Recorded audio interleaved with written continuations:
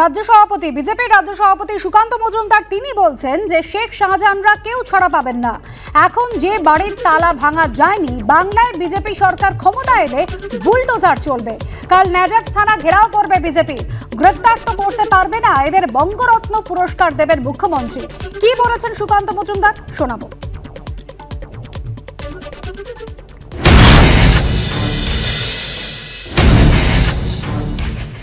BJP কি ভাবছে আমরা কালকে নেজাট থানা যাচ্ছি ঘেরাও করতে? গ্রেপ্তার তো করতে পারবে না, ওদেরকে উল্টে বঙ্গরত্ন পুরস্কার দেবে সেটা ঠিক করেছে। মুখ্যমন্ত্রীর হার মাত্র এরাই তো ভোটে জেতায়, মুখ্যমন্ত্রী না জনতার ভোটে জেতে নাকি। এবং এই সরকার যে কাজ করছে, ভারতের সংবিধানের প্রতি আক্রমণ, ভারতবর্ষের সার্বভৌমত্বের প্রতি আক্রমণ, ইডির উপরে যে ধরনের ঘটনা ঘটেছে এবং আইন যেভাবে ভাঙা হয়েছে, তবে আমি এটুকু বাংলার জনগণকে আশ্বস্ত করছি, এদের কাউকে ছেড়ে দেওয়া হবে না। সময় আসছে, বিজেপির সরকার তৈরি হবে, তখন যে বাড়ির তালা ভাঙা যায়নি সে বাড়ির বুলডোজার।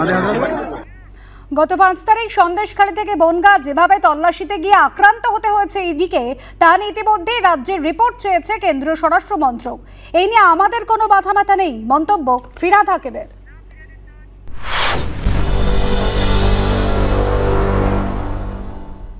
ওরম রিপোর্ট তো রোজই চায়, রোজই দেওয়া হয়, এটা নিয়ে খুব বেশি মাথা ব্যথা কারণ নেই। কারণ এরকম রিপোর্ট বহু আছে, আর আমরাও দিয়ে দিই রিপোর্ট। আমরা তো কোনো অন্যায় করি না, সরকার কোনো অন্যায় করে না, অন্যায় সহ্য করে না। সরকার চায় না বলেই শেখ শাহজাহান গ্রেফতার হচ্ছে না, কটাক্ষ দিলীপ ঘোষের।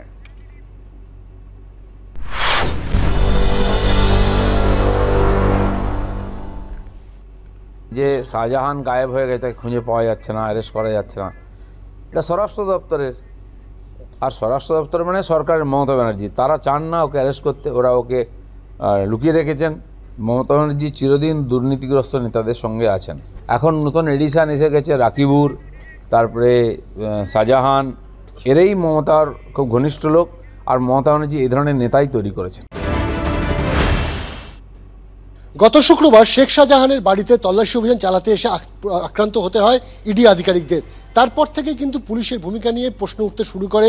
এমনকি যেটা বলা হয় যে পুলিশের ভূমিকা এমন ছিল যে এলাকায় আক্রান্ত হতে হচ্ছে ইডি আধিকারিকদেরকে, এবং দীর্ঘক্ষণ তারা আক্রান্ত অবস্থায় রাস্তায় দাঁড়িয়ে রয়েছেন, কিন্তু কোনো পুলিশের দেখা মেলেনি। কিন্তু তারপর থেকে আমরা দেখছি যে তৎপরতা বেড়েছে কিন্তু বসিরহাট জেলা পুলিশের। এবং রাজীব কুমার, যিনি ডিজিপি, তিনি কিন্তু জানিয়েছেন যে যারা আইনকে হাতে তুলে নিয়েছে এবং আইনের অপব্যবহার করেছে তাদের বিরুদ্ধে আইনানুগ ব্যবস্থা নেওয়া হবে। কিন্তু 5 দিন কেটে গেলেও এখনো পর্যন্ত কিন্তু শেখ শাহজাহানের খোঁজ যেমন একদিকে মেলেনি, ঠিক তেমনভাবেই সেদিনকার অর্থাৎ গত শুক্রবার যারা আক্রমণ চালিয়েছিল ইডি আধিকারিক, সিআরপিএফ এবং সংবাদ মাধ্যমের উপর, এখনো পর্যন্ত কিন্তু সেই অর্থে গ্রেপ্তার কাউকে করতে পারেনি পুলিশ।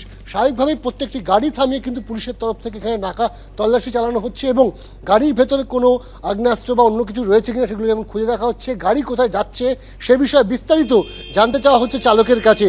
পুলিশের এই তৎপরতা, সেটা কিন্তু যে সমস্ত গাড়ি সরবেরিয়ার দিকে ঢুকছে সেই সমস্ত গাড়ির উপর, কিন্তু যে সমস্ত গাড়ি সরবেরিয়ার দিক থেকে বেরিয়ে যাচ্ছে এখনো পর্যন্ত কিন্তু সেভাবে দেখা যায়নি যে সরবেরিয়া থেকে বেরিয়ে যাওয়া গাড়ি চেকিং চলছে।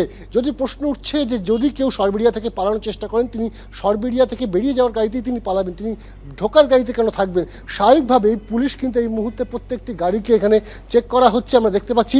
আমরা একবার যদি কথা বলার চেষ্টা করি এখানে পুলিশ আধিকারিকদের সাথে, আপনারা কি প্রত্যেকটি গাড়িতে চেকিং চালাচ্ছেন?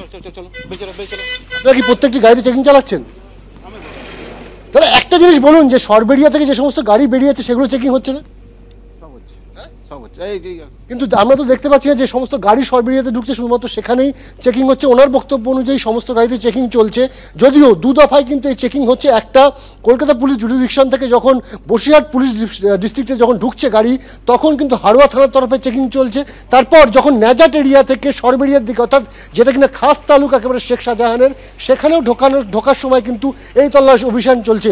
আমরা দেখতে পাচ্ছি যে একেবারে বারাসাত থেকে ধামাখালি, অর্থাৎ সরবেরিয়ার ওপর দিয়ে যে গাড়ি একেবারে ধামাখালি পর্যন্ত যায়, সেই বাস থামিয়ে সেই বাসের ভিতরে উঠে পড়ছেন পুলিশ আধিকারিকরা।